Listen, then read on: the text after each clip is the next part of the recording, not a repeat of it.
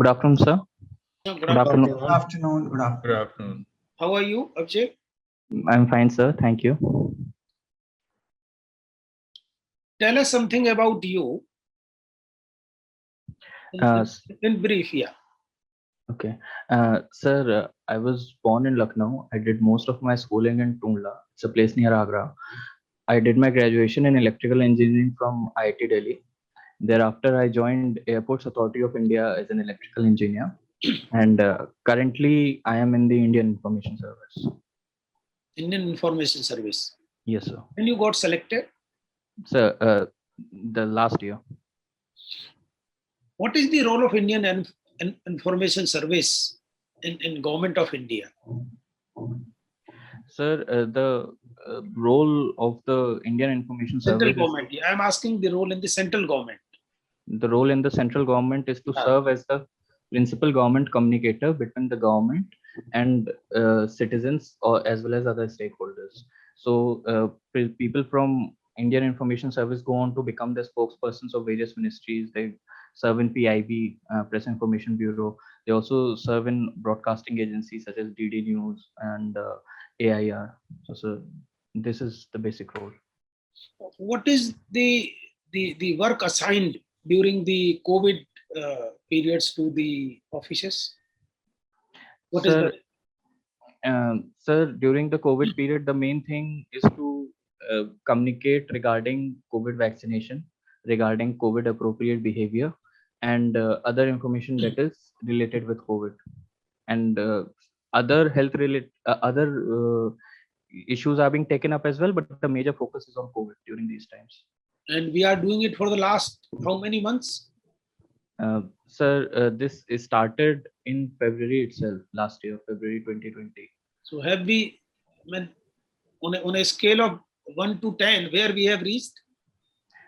Sir, if we talk about the work done up to say October, November, or December of last year, we were doing very well. We had one of the strictest lockdowns in the world, according to Oxford.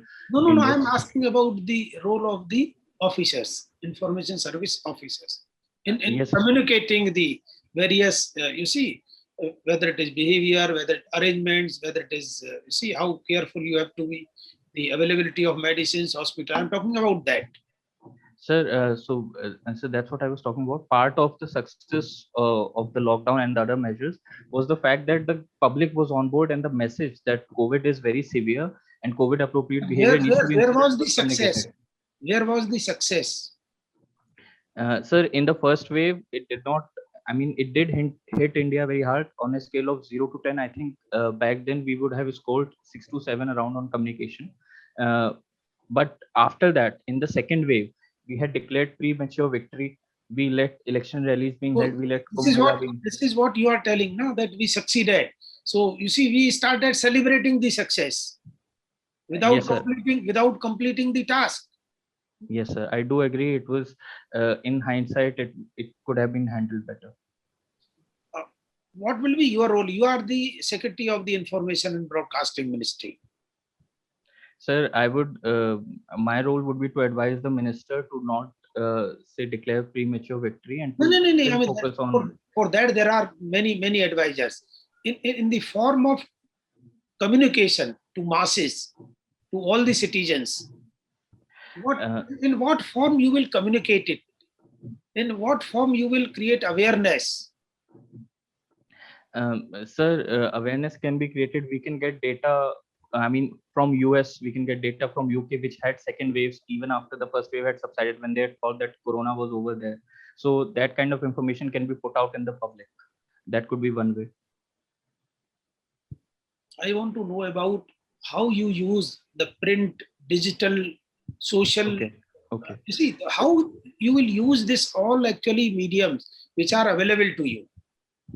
So to educate the masses. Sir, for social media, for digital media, we can use platforms such as Twitter, YouTube, Facebook.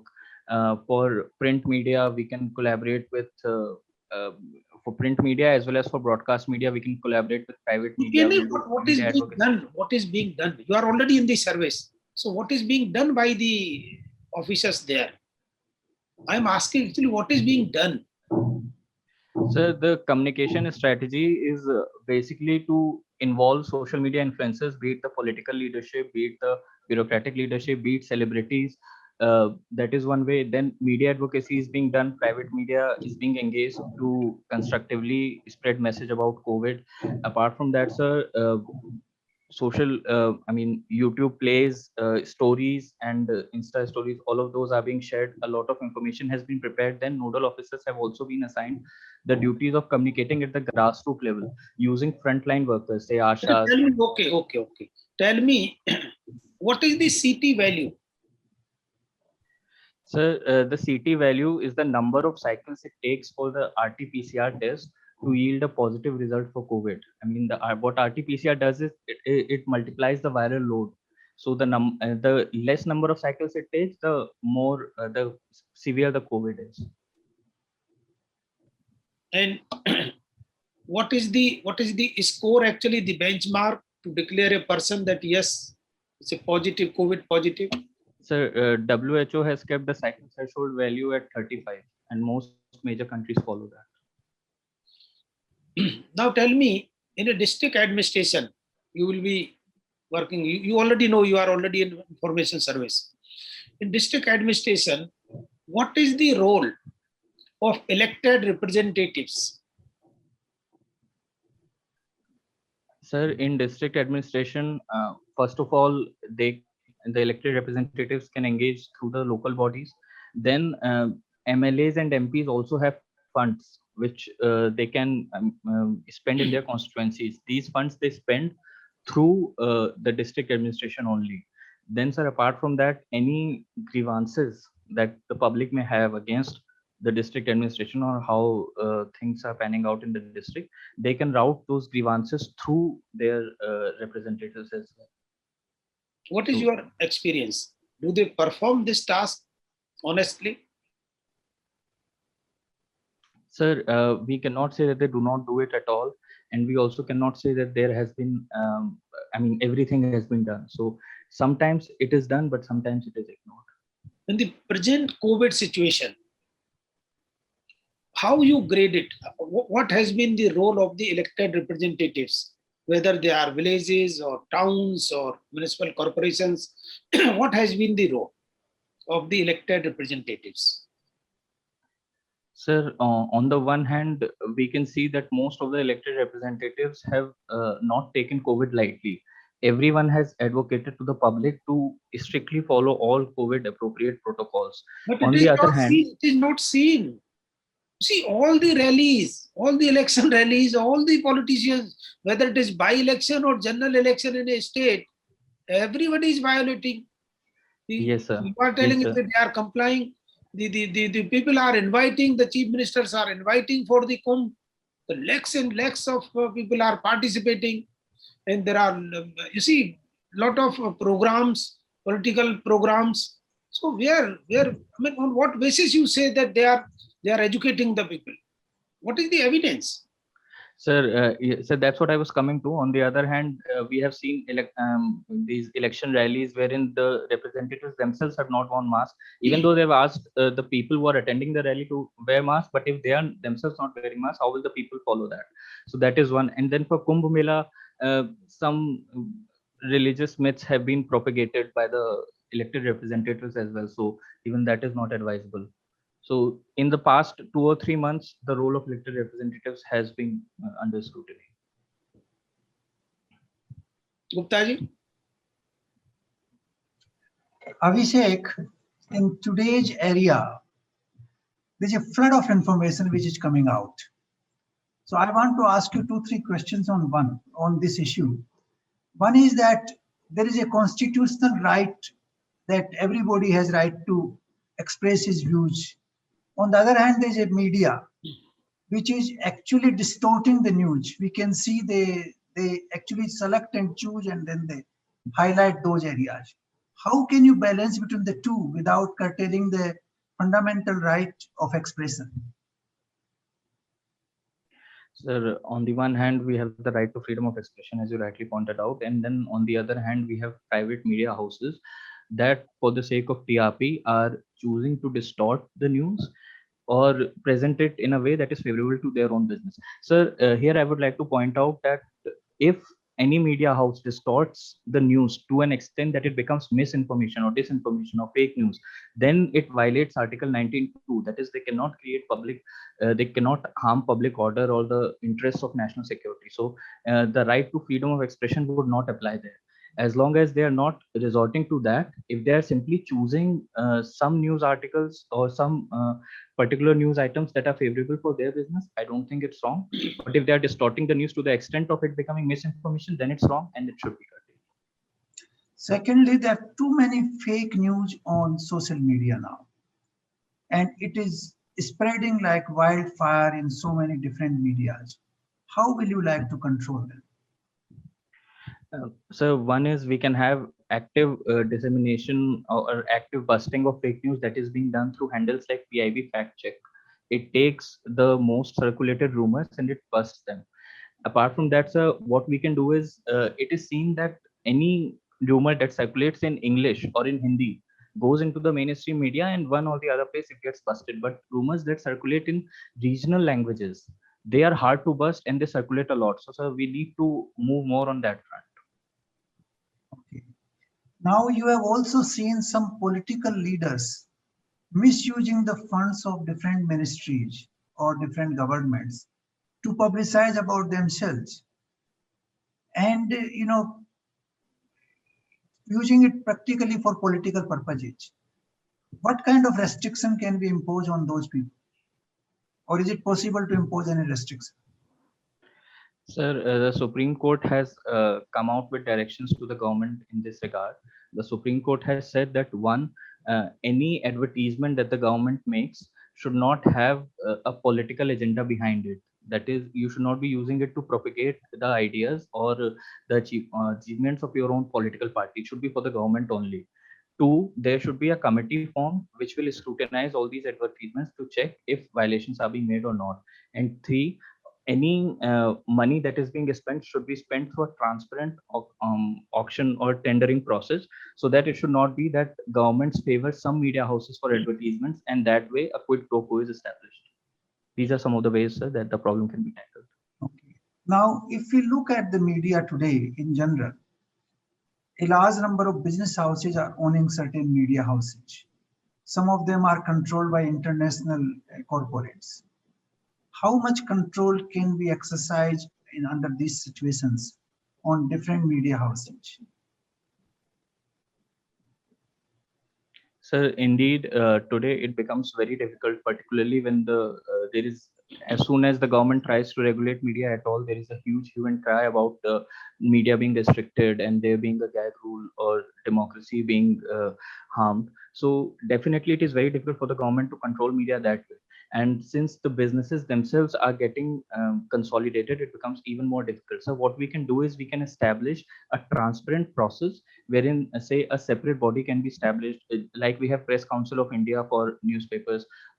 We can have similar bodies where say a retired member of the judiciary can be had, and then industry experts, media industry experts can be had, and they can independently judge. Because currently, as we saw in the case of the digital media, they had a process of self-regulation, but it did not fructify at all. It did not yield the desirable results. So, sir, bodies like Press Council of India, which are independent, which are autonomous, and which can judge them independently, are required for digital media as well as for the broadcasting media. Now, changing the subject, there are some sort of negotiations going on the situation in Afghanistan. Can you briefly tell us who are the players and what are the issues? Sir, in Afghanistan, we have the democratically elected government on one part, then we have Taliban on the other part. Apart from that, we have US international players like US, like Russia, like Iran, like China, India, Pakistan. So these are the major players involved. The major issue is that Taliban wants American soldiers out of Afghanistan as soon as possible so that they can capture the entire Afghanistan territory. Then the Afghan national government wants US and US to stay so that it can be backed and rule of law can be ensured. India wants it in, knows that its interest. India thinks that its interest will be served if the democratically elected government will be there. In fact, India has given 3 red lines for the Afghanistan issue to be solved, that after any solution is implemented, there should be no spaces where terrorists or radicals can be there. Then the constitutional advancement that has been made in the country regarding the rights of women and regarding other human rights, they should be there as well. And the third would be that all it should be Afghan led, Afghan owned, and Afghan controlled, and all sections of Afghan population should be represented. Apart from that, sir, the US has also said in its agreement with Taliban that Taliban should not allow ISIS, Al Qaeda, or other terrorist organizations to gain a stronghold in Afghanistan. And what is the game of Pakistan in this entire negotiating process? So Pakistan has supported Taliban for a long time now. Taliban leaders have been hiding in Pakistan. So Pakistan will be able to exercise its control only when there is Taliban in power in Afghanistan. And then, sir, Pakistan and Afghanistan also share a border issue, which they hope would be resolved only when Taliban is in power. Then, sir, they also hope to get Taliban assistance for their India-Pakistan border conflict. And what is the major issue between Iran and Saudi Arabia if we look at the Islamic politics in the region? Sir, Iran is a Shia dominated country, while Saudi Arabia is a Sunni dominated country. So that this is that Shia Sunni rivalry, the traditional rivalry playing out.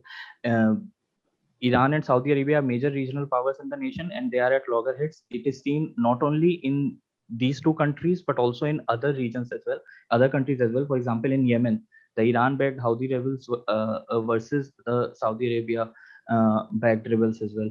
It is seen in other countries in the region as well. Thank you very much. Thank you. Thank you, sir. Harish ji? Yes, Abhishek. Yes, sir. Yesterday, Delhi High Court commented that the government has failed to protect the most fundamental of rights, the right to life, after it was informed that the death of a person who had petitioned the court for an ICU bed. So you think non-availability of ICU bed under the circumstances is a fundamental right that the court has to entertain? Sir, if we look at the National Health Policy of 2017, in the draft National Health Policy, the government was going to mention a right to health for every Indian citizen. It stopped short of it because it said that the government does not have enough funds to implement that. If we look at the directive principles then of the Constitution, then we see that the state has been instructed to ensure that every person has adequate health. And if we look at the meaning of Article 21, the right to a dignified life, that has been expanded by Supreme Court and High Courts over various judgments, we see that health has been an important component of that. So while yes, the judiciary can make this advancement definitely to include right to health, and it has done that in several cases in the past as well, the government cannot be faulted if there is a scarcity of resources. So you think that's a really a violation of fundamental right? Sir, may not be legally, but in principle, yes. So in principle, yes, may not be legally enforceable. Okay. Now, Abhishek, the pandemic had a very devastating effect on our economy. Now, I want you to tell us, how do we get out of not necessarily the pandemic, but how do we come out of the economic slump that we are in now?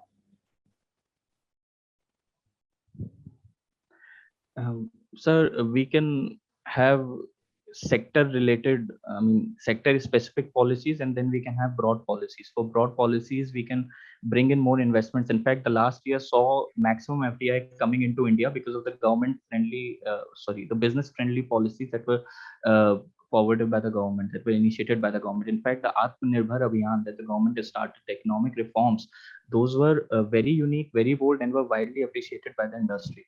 So more and more reforms are definitely the need of the hour. Simplifying the process for business, the ease of doing business rankings, in which India has been doing very well, it needs to be continued. Skill development of the people needs to happen. The banks need to be strengthened, capitalized, so that they can give out more loans. Credit creation can happen. Then, sir, infrastructure needs to be created. Of course, a lot has been done on that part, and more needs to be done definitely. So these are some of the basic factors which, if done well, will definitely take India out of the economic slump that it finds itself in today. But that's what government has done. Now, some of these things have not really worked. Do you have any suggestions what more needs to be done?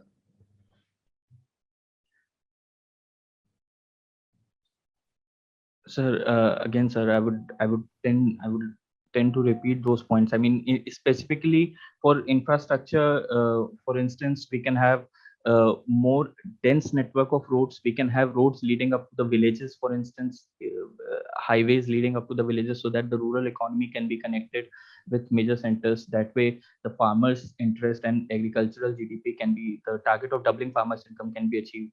For manufacturing industries, for instance, we can have land banks created, so that the land acquisition process, which is a major hurdle, can again be improved. That process can be simplified. Then forest clearances, environmental clearances, they are a problem. So for that, innovative solutions like having a green credit, wherein we can have NGOs plant trees elsewhere even before, and then the industry buying them, so that the environmental clearance of the forest But clearance these are very long-term planning. I mean, it's a long-term steps. It will take many, many years to get the result of this one. What I'm saying is, during this end of the pandemic, let's say this year and next year, can we do something so that the slump can be reduced, minimized? Sir, one short-term measure that we can take is that the RBI can keep the policy rate at a lower level for the entire year, so that growth can be strengthened that way. This could be one temporary fix for the next year or so. Okay. What do you think about the privatization of PSUs?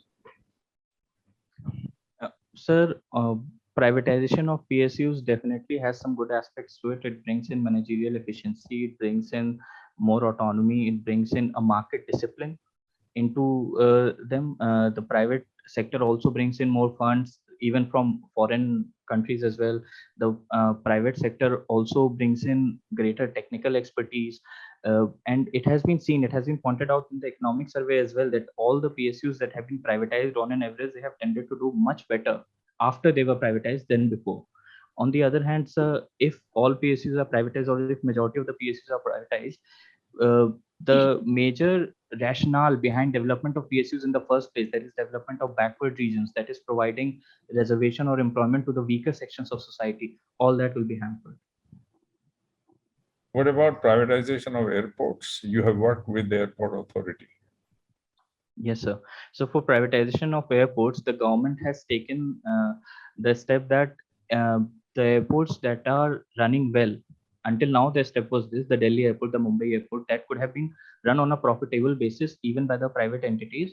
Those airports were handed off to the private, and the airports which were not commercially viable, they will be managed by Airports Authority of India as well. Now the government has changed its stance, and now they are going to bundle, say, one profitable airport with one less profitable or non-profit making airport, and that way they'll be able to sell more airports to the private sector. In fact, sir, the recent round of 6 airports that were sold off to the private sector, uh, Airports Authority of India was bringing in 500 crores annually through those airports. Now what the private sector has bid will get 1,000 crores annually from those airports. So in a way, Airports Authority will be benefiting from that. So you think railway and all of these things on pipeline would be a good idea?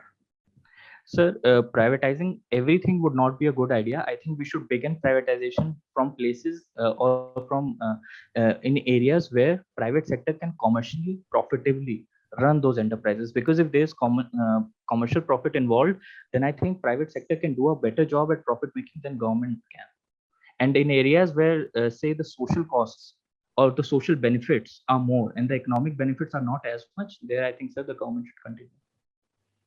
Okay, my final question. You are from Prayagraj. UP. Yes, sir. Huh? Yes, sir. Can you do a SWOT analysis of state of Uttar Pradesh? Sir, one strength of the Uttar Pradesh would be its population. Another strength would be its large size. So there can be good infrastructure made available. Then the expressways we are going to have one of the best expressway networks in the country now. So the infrastructure is in place. Weaknesses, when we come to weaknesses, skill development, the human capital, both health wise as well as education wise, that would be a weakness. The infrastructure base that we are working on, that would be a weakness.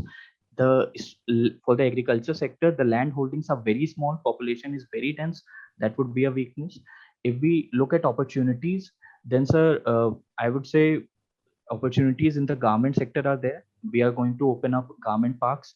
UP government is also planning to open up IT parks, information technology parks. So opportunity exists in IT. Then we are going to have a film city coming up in Noida. There are going to be electronics manufacturing clusters. Even Microsoft has set up a campus. Samsung has set up a campus in Noida. So these are some of the opportunities. The threats, one threat would be migration, both the laborer migration as well as the brain drain that is happening from UP to greener pastures, say in southern states or abroad. Okay, thank you. Thank you, sir. Udayji. Abhishek, I think you are doing quite well, and I just want to know that one of the reasons I believe why this coronavirus has become such a big pandemic in India is the lack of scientific temper. A lot of people, believe that, for example, in Kumbh Mela, that lakhs of people arriving over there, and the chief minister is saying that coronavirus is not going to be there if you are taking dip in Ganges. And people were going in large number to the temples. People somehow believe that the coronavirus is going to be removed if you take some cow urine or things like that. Now, one of the major reasons why I think this has become a big problem is that our people lack scientific temper. And if the scientific temper can be developed, do you think that such type of problems can be reduced? And if you think that the scientific temper can help, how we can develop the scientific temper in our people? Sir, scientific temper can definitely help. I mean, the kind of stuff that you're talking about, it actually did happen. People said that if we take a dip in Ganga, Ganga will wash away our corona. So that sort of thing will definitely reduce if we develop scientific temper. Coming to the point of how to develop scientific temper. So one way could be to educate people more. We have seen very high gross enrollment ratios at the primary level. Now, when this cohort moves up to the adult stage, we may see more scientific temper in the adult population. Then, sir, apart from education itself, we can have advocacy campaigns. The leaders that we have today, the political leaders or leaders from art side, leaders from sport, they need to educate the people on scientific basis, on scientific temper, that is. I mean, if our leaders itself say such things that some religious myths need to be propagated in order to save India's culture, I think there are other parts of India's culture as well that can be propagated. We have had leaders, religious leaders like Swami Vivekanand, who were deeply religious, like Mahatma Gandhi, who were deeply religious and yet had very strong scientific temper. So why not propagate their religious ideas instead of the religious ideas of, say, others who believed in myths? So that could be done as well. Then uh, teaching people the constitutional values, it is a fundamental duty. It is mentioned in the fundamental duty that every citizen should develop scientific temper. So these constitutional values should be imbibed in the people. This can be done either by the political representatives, either by the administrators, or by civil society organizations, by NGOs. So, and collaboration between these can also help. Definitely, sir. Very good, Abhishek. Now, I want to know, recently the controversy arose when the name of Allahabad was changed to Prayagraj. So, first of all, I want to know your views on that. And secondly, I want to know that how the word Allahabad has come into existence.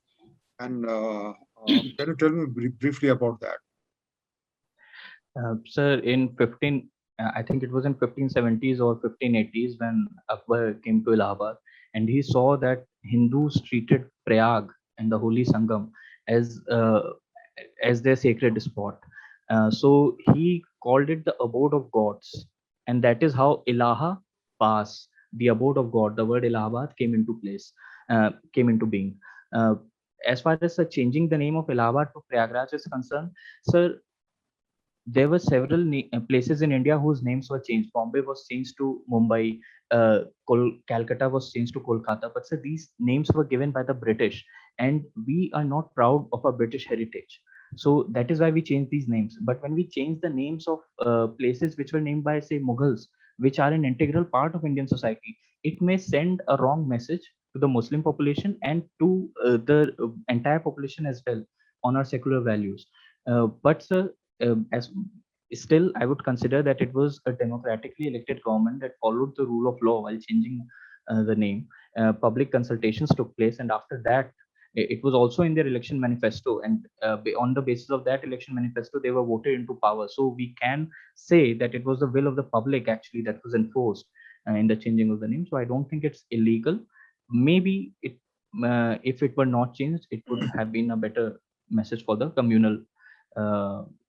Say the sections of the country. No, I want to know another thing, and that India was already having the largest unemployment rate even before the COVID started. We had 45 years of highest unemployment, and after the COVID, that pandemic has been there. The unemployment has, God knows how much unemployment is there. I mean, hugely unemployment has increased. So, what do you suggest? I mean, how India can create jobs for the people when more and more number of people are getting educated, they're getting degrees, and the jobs are not increasing. As a matter of fact, the jobs are decreasing because of the artificial intelligence or because of the improvement in the technology. So, what do you suggest to create employment in India? So we can have two sets of policies. Say one could be for people who have modern skills, who have skills that are marketable in the modern economy. So for them to have jobs, we need to create more industries, more jobs, and that could be done either through the Startup India policy by helping startups grow the number of jobs. That could be done either through MSMEs, which employ more than 6 crore people in the country. So if they are helped, that would also create jobs. And then sir, the biggest industries which employ say tens of thousands of people, if they are allowed to grow, how can they grow? Through credit creation in India, through skill development. If skills of employees or if skills of the workforce are matched with those that are needed in the industry, then definitely jobs can be created. On the other hand, for those that do not have modern skills, say people who are trained in traditional handicraft, how can we work for them? Sir, one way could be to have fairs like Shilp Melas, or showcase it as India's cultural heritage. Several handicrafts have been given GI tags, and they are becoming very popular. In fact, India recently came out with a policy for toys so that the traditional toy making industry can survive. Similarly, so for instance, the chicken work of Lucknow has been given GI tag.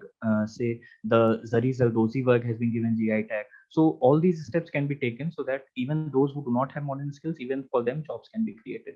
In fact, sir, we have the recognition of prior learning program in the Skill India mission just for this. Government has also, brought Mudra scheme. I'm sure you are aware of that, and it was basically to generate a self-employment type of thing for the small, people. Now, I want to know how do you assess the success of Mudra scheme, and particularly what will be its impact due to this pandemic which is going on? So one positive impact of the Mudra scheme was that more than 2 lakh crore worth of loans were given out. So that is definitely helpful. But on the other hand, we saw a lot of these loans becoming NPAs. So the businesses may have faltered.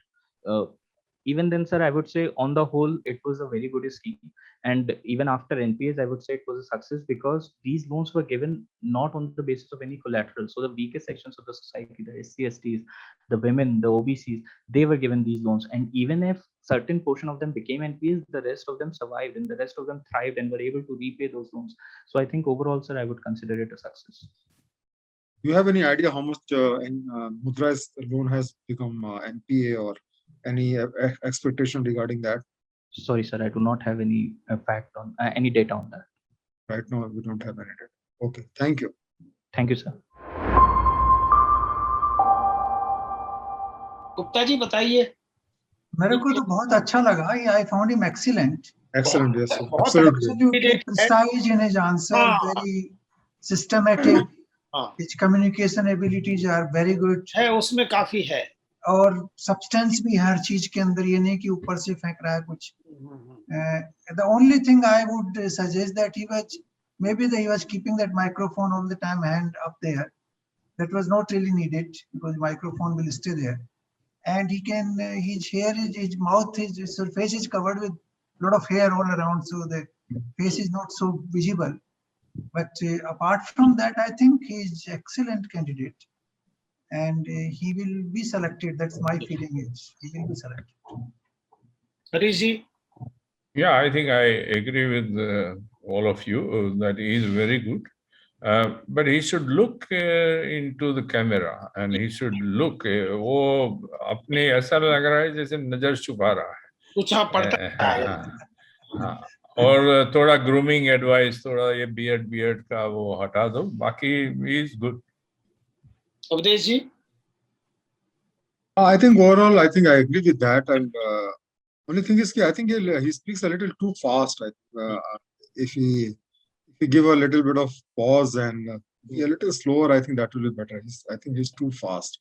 Otherwise, I think he's the best out of all the people who have interviewed. He's the best, so I have no doubt about it. But that's all I think we can. And about appearance, I think already the suggestion has been given. And, I think generally he's good. Can you call him? So Abhishek, how you will grade your interview?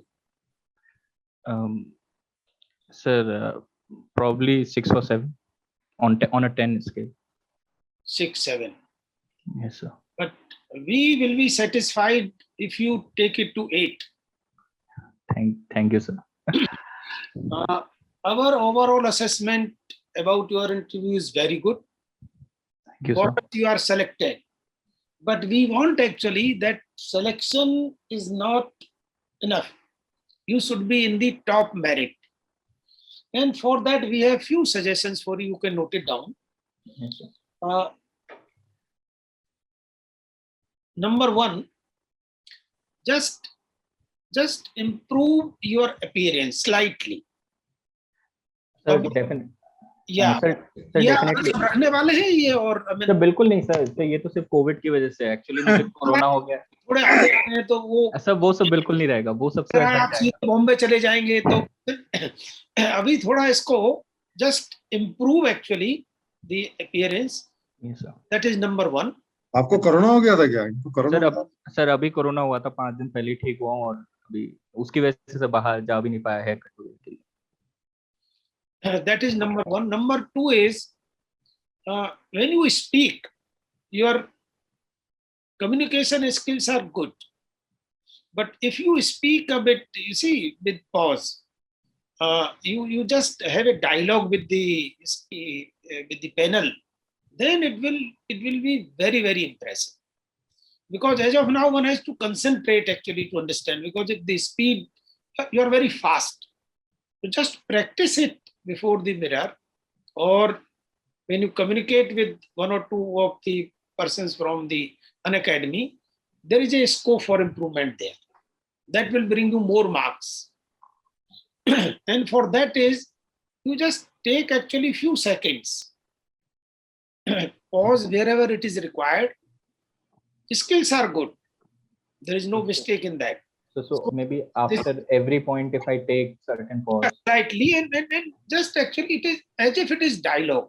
Because you have to, you see, what is the purpose is that the panelists are asking something.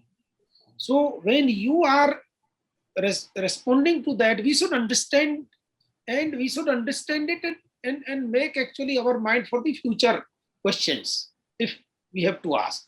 So just be slightly slow, slightly. That is number 2. Number 3 is that if it is possible for you, just see the grassroots level administration. Just see actually how the government schemes, because you are not having, see, time to ask those questions. But those questions will definitely come about, see, the government schemes for weaker sections, the OBCs, SC, ST, women, disabled people, the labor force, the migrants. You may be asked actually issues about the migrants, how the first phase is different from the second phase for the migrants. So just be prepared for that. Go to a village for 1 or 2 days, try to understand which schemes are being implemented and where there is a scope for improvement. You took actually very balanced view and very frank opinion. But on first one, you took time actually to grab the opportunity. But later on, actually, it went off very well. It was very frank and it was not biased, or it was not like that you are taking any side. It was not at all a political, but still frank. So keep it up that. Don't hesitate in expressing your actually opinion. And we feel actually that we have high hopes that you will be selected. Thank you, sir. Thank you. Any question from your side, Abhishek, you want to ask? Sir, yes, sir. So first of all, the first question that you asked me, I have been asked this once before as well. And even there, sir, I took the side of government. The government has No handled need. corona. Don't take side. Government will survive without our taking the side. So we are not here to criticize or take side of government. We are here to take a stand, to express our view in a very impartial manner and frank manner. Government needs such kind of bureaucrats who can give actually very, very fair, very, very objective advice, though it may not be liked at that time. But after some time, they will say, Avdesh ji ne sahi kaha tha. Remember you after 6 months. So, but see, the issue is that you should be frank enough. You are not annoying anyone. You are not biased. So give your frank opinion. Use the word selectively, and you are using actually words very carefully. There is always actually scope for improvement. This could have been done. This could have been actually handled in a more effective manner. You can use whatever language you want to use without annoying. But Sir, don't hesitate, because everybody knows everything. So if you are not doing if Indian information service officers are not doing this job, the other channels are doing. Someone will take over. If there is vacuum, somebody will come there and capture the space. But our role is actually to be very fair and very firm and very logical. So don't hesitate. And you are doing well actually. Your interview was excellent. Sir, and one more question, sir. Sir, one question that usually stumps me is that I'm often asked that I did my graduation in engineering and the government subsidized my education to a great extent. Now, coming over to a generalist field, would I not be wasting all that public money? See, this question has become so general that probably now the panelists have stopped asking this question. Because see, what are your aspirations? You see, no one has a right to come in your way. If you are aspiring to become a civil servant, you must. You have every right. And that investment is not going waste. That has given you very good, rich experience. You have learned a lot. A, B, C, D. You can count it. So it will be always beneficial. Our experience, our learning, it never goes waste. Yeah, Abhishek, I think when somebody asks you, for example, that you have done your engineering from IIT and thereafter you decided to join the civil services, why you are trying to join that and how you are going to use that knowledge. So I think you must emphasize your knowledge of science and technology, computer science, rational thinking, and that will help you in development of the systems in the district level, at the policy level, so that India can adopt the technology like information technology, computer science, artificial intelligence, and the different techniques which can make the government functioning more effective. So you can say whatever we have learned in the engineering, I think that can, best thing what we have learned is to develop the scientific method of solving the problem, rational thinking, and the technological grasp of the technology, how we can use the technology into the government. That is the need of the hour. And that only a person who has got that background can definitely perform better. So I think that way you can, I remember, the one case of this guy, who was a doctor, you remember in Maharashtra at Dagur. I know, sorry, not Dagur, what is his name? Mr. Rajendra Bharut. Mr. Rajendra Bharut, who is a district collector in, I think, Nandurbar district, isn't it, in Maharashtra? He's a doctor and he has used the knowledge of the medicine and I mean, his knowledge in the medicine. And today, that district is having the lowest casualty and lowest rate in the COVID infection. So as a doctor, he can use, as a technology person also, you can use the knowledge what you have acquired in the public service. I think that can be used. In the last year, people we interviewed, I think 65% of them were engineers. And most of them were from IITs. Isn't it, Dagur sir? Yeah. Then you see, just imagine yourself in a position as advisor to the chief minister, who invited actually everybody to come and you see Ganga Maiya, take a dip and your all sins will be washed away. Or had you been an election commission, control the rallies, I mean, you would have served the nation. I mean, in you see, few days.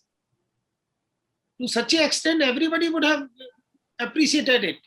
So our role actually, and you have very rightly correlated that with the fundamental duties, the scientific temper, which is missing actually. And it is missing in the scientific community also. It is missing in the most educated one also. That is true, sir. So that is an asset actually. The frank opinion. Just imagine someone actually if had boldly advised, or these people, you see, would have listened to the right sort of advice, and this Kumbh would have been avoided. Just imagine actually what would have been the scenario. How many lives we would have saved. How many resources, very scarce resources would have saved. If actually everybody is like blind, everybody is going for Gomutra or actually Ganga Maiya, it doesn't mean that we should also actually follow them. We should also start that, yes, it works. There are many people actually who will say it works. An educated one. But when the constitution is telling that scientific temper is your fundamental duty, how we can fail in that? And you see, even in the ancient religious, if you go to the ancient religious system, we actually lost our system because we have not been able to explain the science behind various customs and traditions which have come into India over time. And that is why our children ask us, why are we doing this? And we are not able to explain it. So we have to actually explain certain things scientifically. Like take the case of climate change today. Now we can easily explain why in India we developed love for trees and the birds and animals, because this is a holistic system which works together. It's the entire ecosystem of the whole universe which carries forward. If you damage one part of the system, the other part will also be damaged. So now we can explain that scientifically. Similarly, there are a lot of religious traditions in our country which need to be explained scientifically, which nobody knows how to explain. And I think people with your background can help in doing that. I'll just give you one example. In fact, we should not give personal example, but since it is very, very relevant, I don't know whether they are recording or not, but this is very relevant. I was Home Secretary in Gujarat, 2018. There was intense pressure to bring a legislation in context of social media. A meeting was called where very senior officers, advisors to chief ministers, senior police officers, IBC, all people were there. I was the only person in the 20 people sitting in the meeting who opposed it, with reasons why we should not do it. Then CM actually, when we left, CM has asked, Tagorji, you are the only person who is opposing it. Sir, I will keep opposing it. After actually 2 days, he called me. You were right. मैंने कहा sir ये कैसे मतलब how it changed your mind? मैंने बोले I discussed with Advocate General and probably you are right. At that time we were thinking that why he is opposing, why he is not actually towing the lines when the entire cabinet and all the officers are telling we should bring this legislation. What was the legislation, sir? It was related to social media. Okay. But Okay. you see, the issue is that even if you are a single person in a crowd, you see, you should not bother about if your stand is correct, and if it is for the welfare, if it is for the masses, if it is for the freedom of speech, and see, then why you should afraid? You see, this should be the culture of civil servants. Yeah. Like we should be able to express our views freely and frankly, And without any favor, without you anything. will be appreciated for that. It may take some time, but you will be definitely appreciated. Any other question you want to ask, Abhishek? You can give the example of Lal Bahadur Shastri Academy. The director, ex-director Appu, when a probationer misbehaved with a woman, he was suspended. Subsequently, he was terminated since he was related to a very, very powerful Congress leader at that time. He was taken back. Then there was a debate in the parliament, hue and cry. And subsequently, that fellow was dismissed. Though Appu resigned actually for that, but I mean, everybody, then you see, you respect this kind of bureaucrats. You see, I was in the academy that time. Oh, then you must be knowing more than what I know. But this kind of people actually are missing from the civil service. Now, Abhishek ji will give a list from IRS officers. इसको वहाँ ombudsman में रख दो. कौन सा है वो? What is that institution? Lokpal. Lokpal में इसको वहां लगा दो, ईडी में लगा दो, इसको सीबीआई में लगा दो, इसको इधर लगा दो. Then at least we all know in the bureaucracy who is having what kind of image. But we should not change actually. We should not draw the lines actually, even if it is like bringing you more, you see, benefits in terms of more like, you see, like lucrative assignments. He gave an example of his brother-in-law, Harish ji. He took a stand, Mr. Lavasha. We have a good tea at his residence, no, last time in Delhi. Yes, आप मिले थे उनसे, आप उनसे मिले थे. Absolutely. And that I think was this a very is hot absolutely- time that we missed. Yeah. No, Okay. in fact, this is a very positive point. So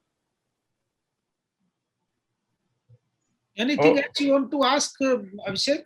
Any question? Nothing else, sir. Thank you, sir. Thanks a lot. Okay, keep your preparation strong and all the best to you. Thank you, sir. Thank you, sir. all the best. All the best. You Thank will you. come out very well. An academy. Let's crack it.